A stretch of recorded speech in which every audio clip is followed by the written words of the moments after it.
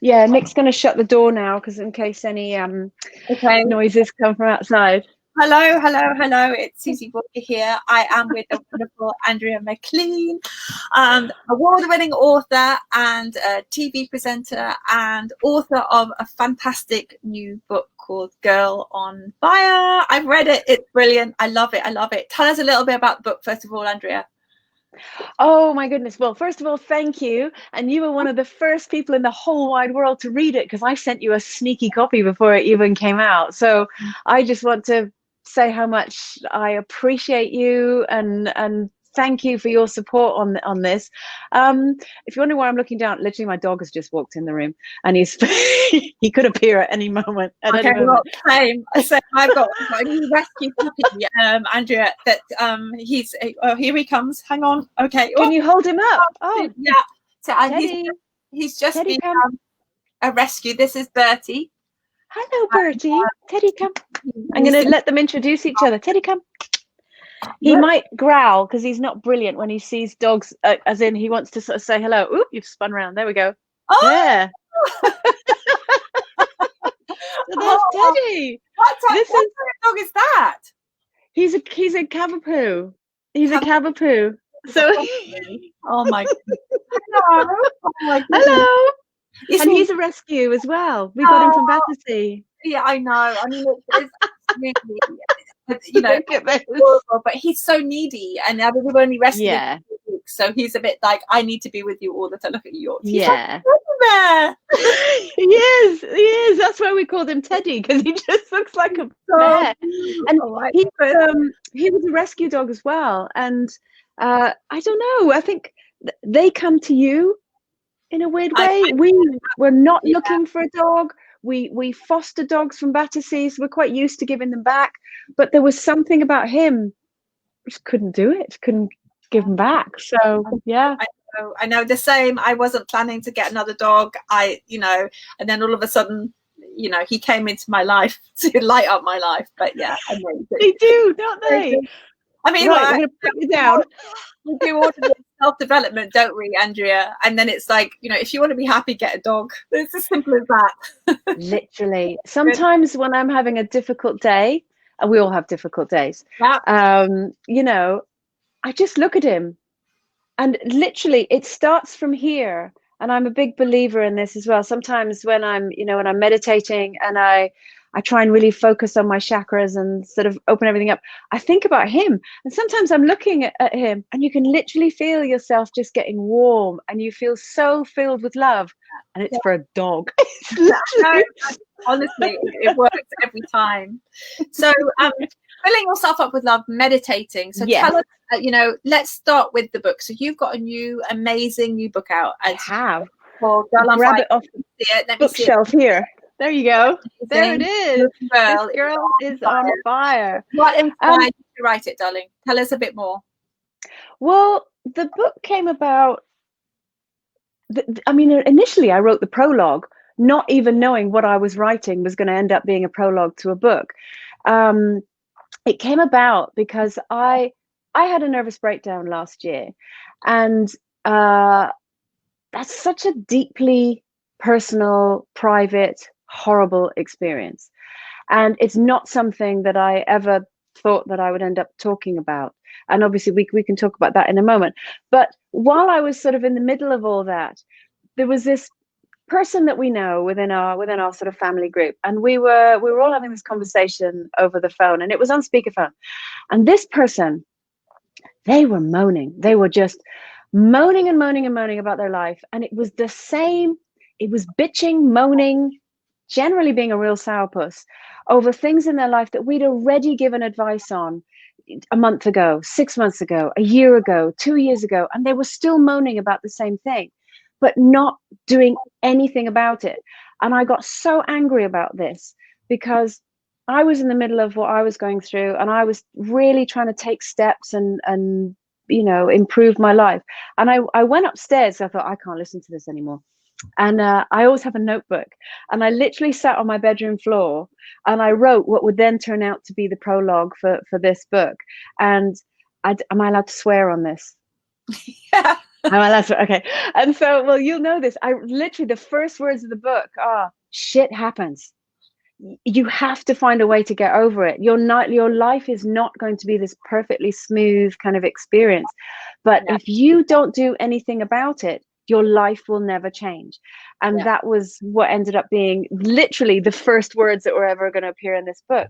yeah, And the reason for that was because once I journal all the time. I find yeah, journaling very therapeutic. It's a great way to sort of release and also work things out, because once you've written it down and you leave it for a few days and then you look back, you realize, oh, do you know what? I need to do this. And it's really useful. When I was going through all of this, I realized that all I've ever wanted to do is pay things forward. So I started thinking, look, I'm going through this horrible experience. I've been journaling every day about the therapy I was having, the CBT that I was trying, the meditations that I was using, all these sort of healing things. And I thought, I just want to piece these all together and pay it forward, not just for people who've been through something that is incredibly traumatic and big in terms of life difficulties, but also for people who are going through small difficulties, that they're like paper cuts every day. They're just irritations that, like this woman, you're not dealing with. You're just moaning and going round and round in yeah, circles and wondering why things yeah, aren't changing. And so really the book is for anyone who is in between any of those, whether it is you've had a big experience that you haven't dealt with properly, like I hadn't, or whether it's just small things. And obviously when I started writing it, I didn't know that COVID was going to happen. My breakdown was last year. So clearly, COVID wasn't around in the way that wasn't around. But even that in itself, that could be your hugely traumatic experience. Your life has changed. We've experienced it. Obviously, we're business people. We're experiencing it in terms of, my job finished and I'm freelance, so I was taken off air. All the other jobs that I had lined up disappeared overnight. So literally my income gone like that, right? And there are so many people that are experiencing that. Clearly there are people who are experiencing anxiety, overwhelm, yeah, um, grief, overcoming the loss of a loved one. There's so many things. And I think that unwittingly, the book is for anyone who is experiencing difficult times, whatever they may be, just to help you piece your thought processes back together. Because there's not one thing that will make you feel better, no. but the one thing you can do is start to take control yourself. I mean, what you're saying is that kind of mindset, isn't it? It's that, I mean, the problem is when we get kind of overwhelmed by the emotion, and then Yes. we feel disempowered. We feel like we can't do anything. We can't change anything. And when you're feeling really lousy, when you're feeling really low and really down and really anxious, it can feel impossible, can't it, to kind of take an action. So where do we start? How can we very kindly and gently start to because it feels like turning the boat around, doesn't it? It does. So where do we start with this? How can we do it kindly? That's such a great analogy, because it is like a tanker, and a tanker, like one of these huge long boats. Apparently they take about 15 miles to turn a corner, something like that. And that's what like them. Oh, okay. So Is it about 15 miles? Yeah, it's something like that. Yeah. And that, what you have to remember is, if you were driving a tanker, you can't think, well, it's going to take 15 miles. There's no point turning, because you'll just crash into something. You're going to have to make the decision to turn at some point. And I think that's what we do. We think, well, I can't turn because it's so huge. And actually, if you keep that vision in your mind of a tanker keeping going, what are you going to do? You're going to crunch into something. That's not going to do you any good. So you might as well start taking steps. How does a tanker turn? Really, really incrementally slowly, so slowly that you can't even see it until eventually its course has changed. What I would say to that, and this is from experience and also through knowledge from much wiser people than myself, but also through personal experience, we're constantly told, look at the bigger picture. Don't look at the bigger picture. The bigger picture is so huge. And also, 90% of it probably doesn't concern you in so much as there's nothing you can do about all of that. Look at the smaller picture.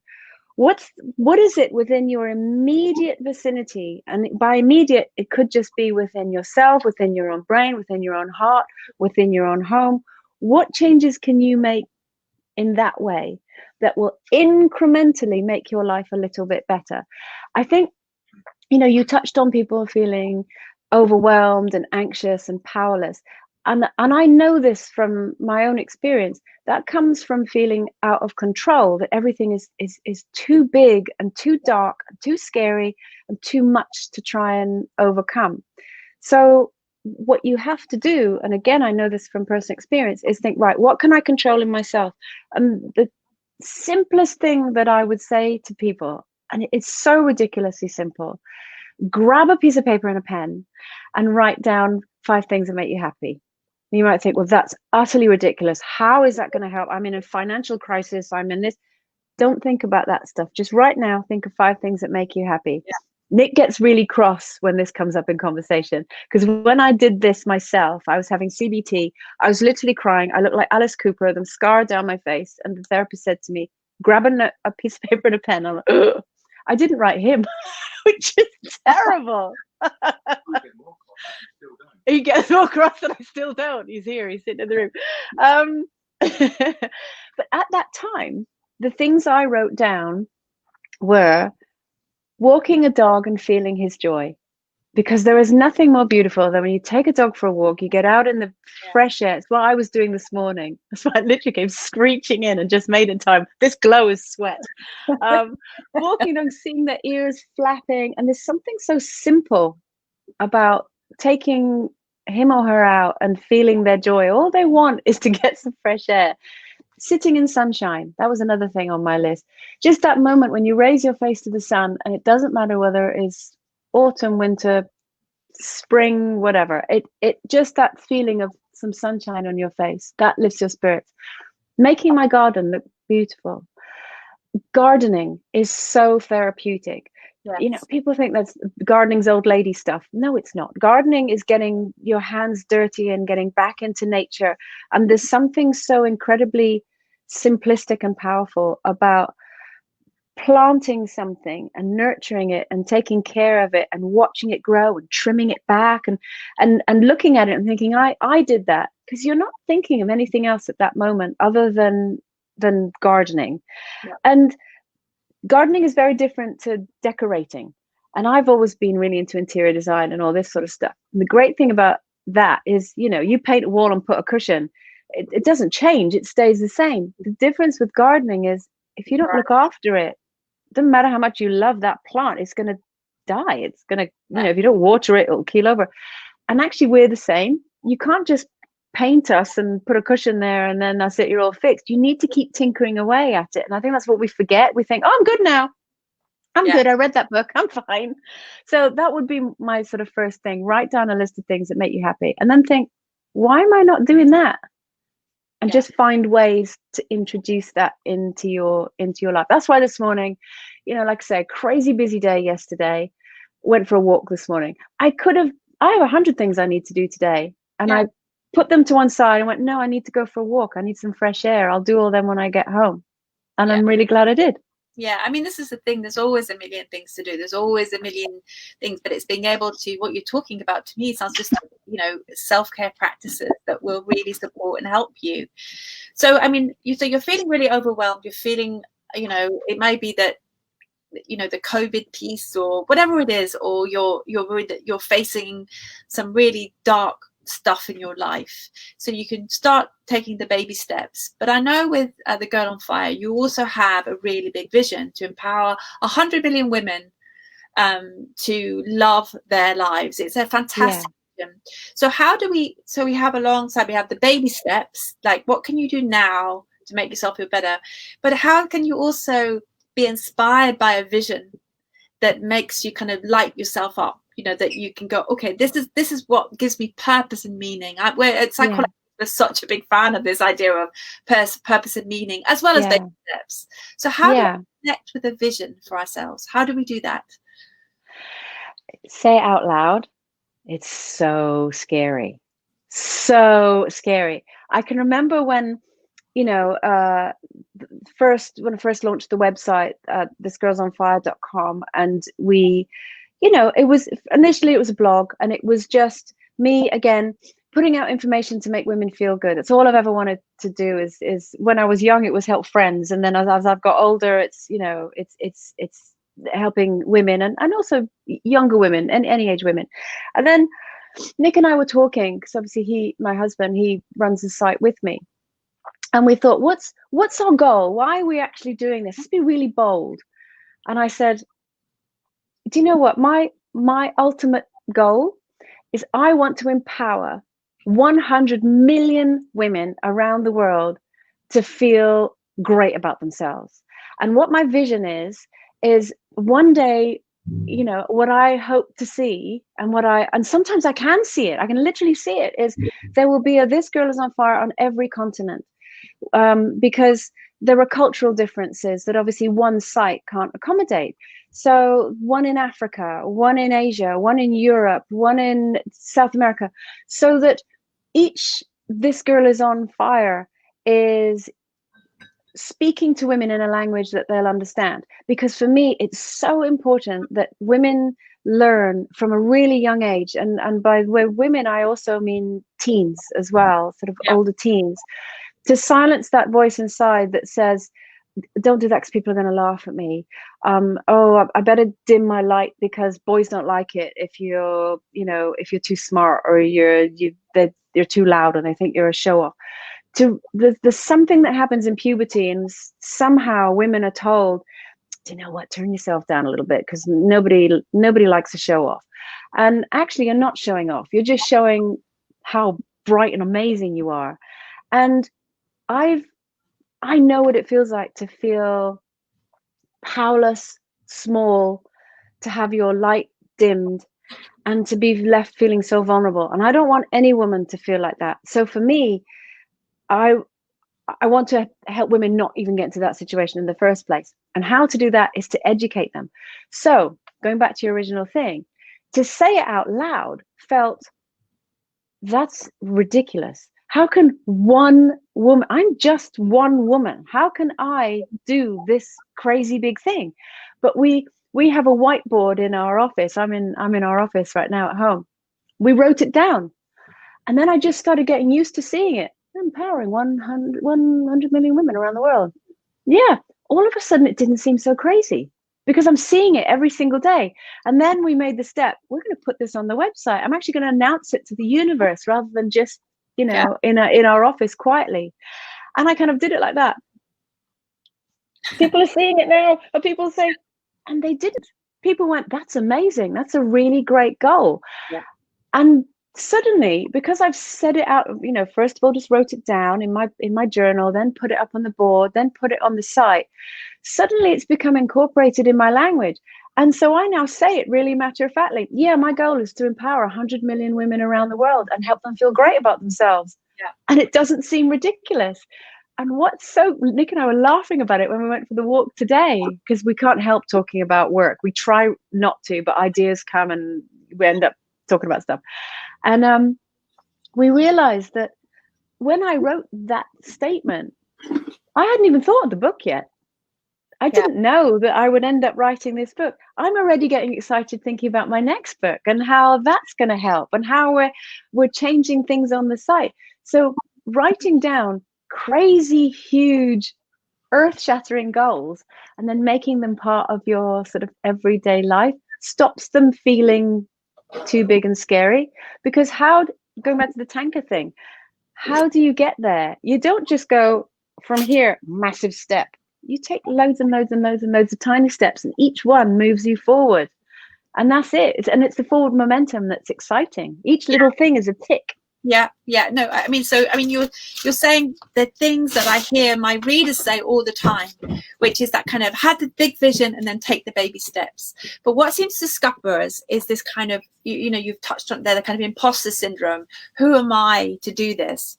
And, you know, how do I how I'm never going to do that. And those thoughts that keep us small, those little doubts that eat away at our confidence. How do we turn that around? How do we work on our confidence? How do we work on imposter syndrome? It's hard, isn't it? Yeah, It's really hard, really hard.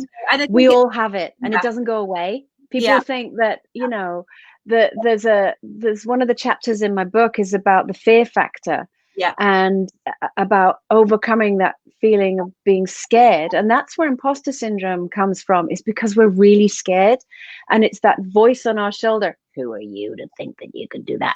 And it doesn't matter who that voice is, whether it's your own voice or some school bully that you had from years ago, or some colleague that you know doesn't like you, or some mum at the school gate who kind of looks at you funny. There's always that. Do you know, there's 100 things that you can do, and there's also nothing you can do, in that it will always be there. Accept that. You are always going to have that little voice that says, yeah, but what if? You just have to learn to push it away and silence it. I'm a great fan of Gabby Bernstein, and there's a great bit in one of her books where she talks about, I just say, I'm not going to think about that. I refuse to let you walk across my mind with your dirty shoes. That in itself is so powerful, because again, I relate really strongly to imagery, and this idea of somebody else's nasty thoughts leaving dirty footprints across my mind is really strong. So I think this is something that we have to find our own unique way of dealing with it, whether it is just literally saying out loud, I'm not thinking about that. I'm not listening to you. You're talking nonsense. I'm not listening to you. Or I'm going to do it anyway. I might not be any good at this. You're right. I might be useless, but I'm going to do it anyway. And actually, that's really powerful. And I think that, you know, all these horrible mean girl thoughts that we all have, because we talk to ourselves in a way that we would never talk to anyone else. You know, they're just mean girl thoughts. Don't believe them. But again, I talk about it in the book. Is this a real thing, or is this your brain just gossiping with you? And most of the time, it's your brain just gossiping. Your brain is a horrible gossip. So just shut them up. I think the message is, though, is often it took me ages to realize that I thought it was just me that thought that. I didn't realize that everyone thought that. And then it was so liberating to understand we all have those thoughts. It's completely normal to have that. But then it's finding your own unique strategy, isn't it? To whether it's, you know, a phrase like the Gabby Bernstein, I'm not going to let that, you know, those footprints of somebody else's mean girl thoughts go over my thought. No, I'm not going to have it. You're going to let somebody else dictate how your life is. No way. Absolutely no way. So it's once you, I mean, so as you say, everyone will have their own methodology of overcoming that, but there is a way of overcoming it. You don't need to listen to the mean girl thoughts. You really don't. You know, that not. Why not? It's like having a friends, isn't it? You have maybe a group of friends. If that group of friends were mean, horrible, toxic, you wouldn't have anything to do with them. So, I mean, you want to walk into a room of friends that have got your back, that believe in you, that are, you know, can have a sense of humor, that can just josh you a bit and inspire you and motivate you. That's what we want inside our heads, isn't it? Not the kind of we're so over. That's what your book is about, isn't it? That's what it's about. It is. And I when I write any of my books, when I write anything, actually, whether it's articles or my books or whatever, I don't write them for thousands of people. I write them for one person. I write them for you. And when I'm writing, I literally imagine I write as I speak. It flows out of me as if I'm having a conversation. And I imagine I'm literally speaking to you as I would, as if we're sitting down having a conversation. And how I would speak to you is, I'm funny, I'm sweary, I take the mickey out myself, I'll take the mickey out of you, but I'll also say, that's not really working though, is it? So why are you doing that? And I'll ask you questions, and I'll really nicely pull you up on a few things and say, well, why do you think you're doing that? And this is what the book is like. You know, Nick and I, again, we were talking about this morning. You know, sometimes where you see a chef on the telly and then they go, and I've got this cookbook and it'll teach you how to do amazing Italian. And you go, I love Italian. Great. So you buy the book and you go, that looks brilliant. And you put it on your bookshelf and you never open it. And you go, I wish I could cook Italian. You've literally got an instruction manual and you don't use it. That's what, when it comes to this book, buying it, going, that looks nice, and putting it down is not going to change your life. Reading it and going, yeah, okay, and putting it down is not going to change your life. It's the same as having a conversation with somebody and going, yes, really good advice, and not doing anything is not going to change your life. You have to do it. It's called self-help for a reason. You have to do it yourself. But it doesn't mean you have to do it kind of po-faced and like instructions. This is there's a lot of storytelling in my book, because I think that the way we remember things is through stories. That's why people for millions and millions of years have told stories around campfires and down through the generations, because you remember a moral, a tale. And for me, the reason that I've been so open about my stories is because that's what you would do in a conversation. And you might be walking along and think, God, yeah, Andrea McLean went through this time. What did she do? She did X, Y, Z. Right, I'm going to try and do that. Yeah. And again, it's that kind of me too. I've struggled. Me too.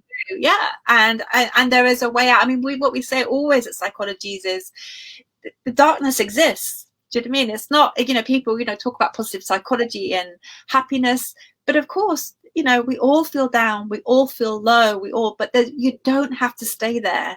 There are ways to, not straight away, it's a journey, but you don't have to stay there. There is a way out. There are ways to transform. There are ways. I mean, some of our readers have gone to the most horrific, have struggled with the most terrible losses that you think, how would you ever survive that? But they've found ways, and there's not just one way, there's millions of ways to do that. And that's what the book is full of. It's full of different new ways to find, and if it resonates with you, then find a way. The one thing with the last question before you go is that procrastination. So you're right, we've got your book and it's full of great, amazing sort of stories and great techniques and tips and ways out, but then we procrastinate. I'm not gonna I'll just put it there. I'll look at that tomorrow. So how do we overcome procrastination? How do we in the moment? And then can I just say as well, procrastination is totally normal. We all do it. I love a procrastinate. we all do it. So first things first, don't beat yourself up if you procrastinate, because we all do it. First thing, do not beat yourself up anyway, because we cannot exist on a kind of top level, working all the time, being amazing, knocking it out the park every single day. That is not how life is. And visualize, again, I'm a very visual person. How do you know you're alive? Heartbeat. So you're going to have times when you're up and things are great and you're full of energy, and you're going to have times when you're down and you don't have any energy and things are terrible and not going your own way. So accept that there are some days where you might call it procrastination, I might call it just resting and recouping, and you are going to come to it when you're at a point where you're feeling energized and ready to be proactive. So, that's sort of the first thing. I think ask yourself a couple of questions. How much do I really want to change? How much is it costing me not to do anything? Because people think not doing anything isn't making a decision. That you tend to think, well, if I'm just going to let things slide, then I'm not taking any action, and that's me procrastinating.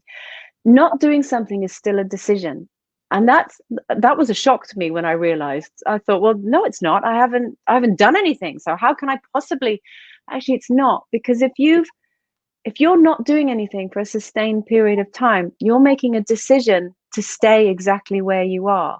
So you need to ask yourself, what is it costing you to stay exactly where you are? If your health is suffering, whether that's mentally or physically because of your inaction, it's costing you something. Sometimes we don't make a decision, or we procrastinate because we think making a decision to change is so scary. Other people aren't going to like it. It's going to be uncomfortable. It's going to be pushing myself out of my comfort zone, and I'm already so uncomfortable. I can't bear the thought of being even more uncomfortable. Ask yourself how much it's costing you to stay where you are, because actually doing something that might for a very short period of time feel scary, uncomfortable, whatever, that in itself could lead you to feeling so much better, so much better.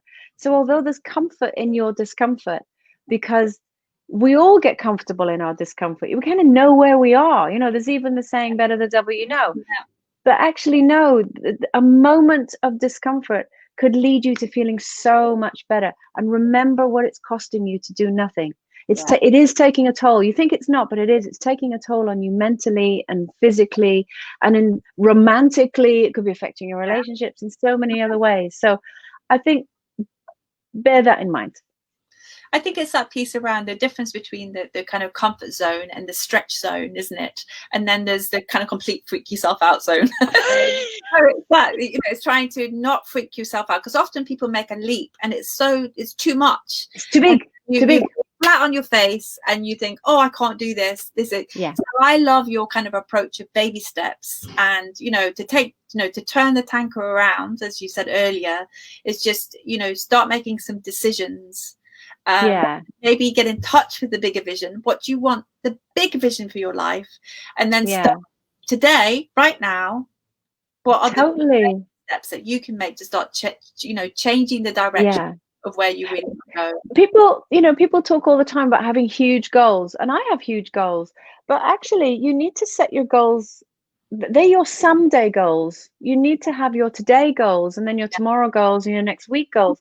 And if we just constantly aim for the one day goals, you will fall flat on your face. And then you think, oh, well, clearly that's not meant to be.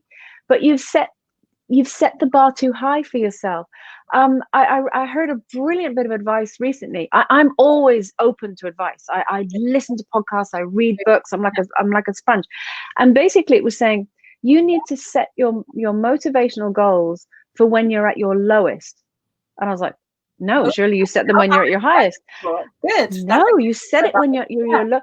What will I achieve when I'm feeling completely unmotivated, when I'm not energized, when I'm lying in bed?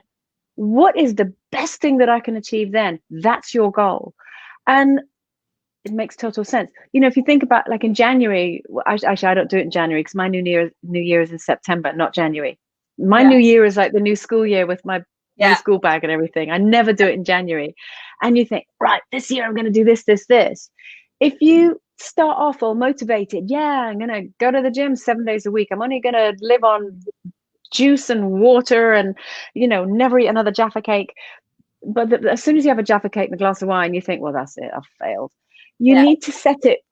What will I achieve when I'm at my lowest? And then when you do that one little thing, you feel so much better and you don't feel like a failure. And the weird thing is, you will always do more. Whereas if you set it too high and you do less, you feel like you failed. If you set it low, and you will always do more. Yeah. So that's a top tip. Yeah, but it's a great tip, and it's setting yourself up to succeed, isn't it? And actually, that's really lovely. I've not been very well the last couple of days, some horrible lurgy, and all I did was sort of lie in. I'm living in a canal boat, lie in my cabin, listening to visualizations, and it was lovely. I feel like I've just had a massive reset, because all I've done is been listening to visualizations for back to back for 2 days. Wonderful. It was that thing of, oh, I'd forgotten the impact that can have on you, of resetting, of, reprogramming you. And I was like, okay, this is great. And, so I was thinking, when I was poorly and feeling so ill and I couldn't do anything, even then you can make yourself feel better, ways to support yourself in really great Totally. There's always something that you can do, always. And sometimes you do need to just switch everything off, switch your phone off. Top tip, switch your phone off. Do not go to bed with your phone. Leave your phone downstairs. Yeah, it's so true. It's true. Andrea, your book is full of amazing inspirational advice and your journey. Thank you. And it's thank you so much for joining me today. I know we've got some, I'm not sure that we're allowed to say, but we've got some exciting news coming up with Andrea in 2021, but maybe we're going to keep that a secret. But thank you so much for joining me today. Lots of love, Andrea. Keep on. It's inspiring people. You've inspired another 10,000 people, 20,000 people today. So you're 100 million. But keep going and keep inspiring us. Thank you so much. Thank you. And you're such a huge champion of mine, and I appreciate it, and I appreciate you. Thank you so much. Thank Lots you. of love, my dear. Speak to you All soon. right. Bye. Bye.